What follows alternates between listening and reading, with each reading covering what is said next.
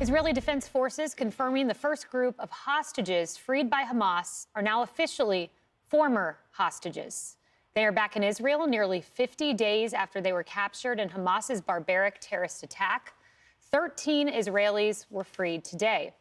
Also released under a separate deal, 10 Thai hostages and 1 Filipino. No Americans were among the first group. As the ceasefire holds in Gaza, among those back home on Israeli soil today, an Israeli boy who spent his 9th birthday in captivity. His name is Ohad. Let's bring in Shahar Azani, former Israeli diplomat and spokesperson of the Israeli consulate in New York. Shahar, it was October 23rd. You and I had a conversation on this show, and before you came on, you said, I want to highlight Ohad Mander. It's his 9th birthday, and you wanted America and the world to wish him happy birthday. You brought us his story, and Ohad Mander, his mother and his grandmother, now free. What an incredible moment, Kayleigh. And I just want to say thank you to you and Outnumbered and the team for you've done so since the onslaught of the slaughter on October 7th. Speak up and call out their names, just like Ohad.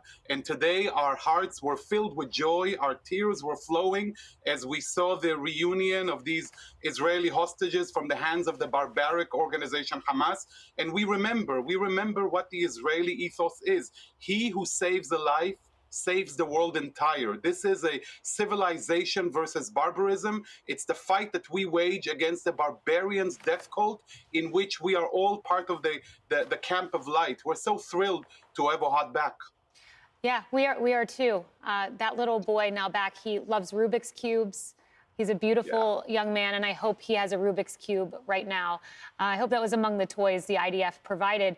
But the sad news is, Shahar, his grandfather, Ohad's grandfather, and his father are still in the hands of the Hamas terrorists.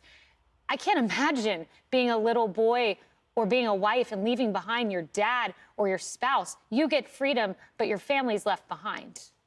Yeah, we remember that even at the end of these 4 days of pause, we're still having 190 innocent civilians who are at the hands of barbaric Hamas. And when you think about those barbarians, think about the kind of psychological warfare that they're waging against each and every civilized person in the world and Israelis. A few days ago, Islamic Jihad announced that Hana Katsir, who was released today, age 76, was dead.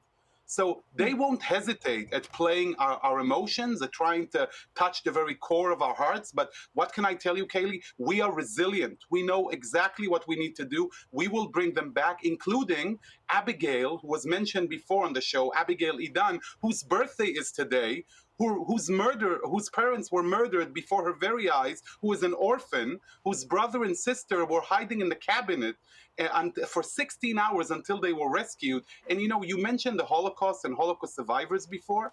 I just want to stress that in a way, when you think about Hamas, the Nazis tried to hide their atrocities. Hamas celebrated their atrocities. Yeah, what a difference there is. You know, one of the family members, I know you speak to several of them, she posted that she wanted to resist hoping. And I can't imagine being in a situation where you want to hug your relative, but you want to resist the word hope in case that moment or that day never comes. How are the spirits of these families? I'm sure just crushed until that very moment they get that hug.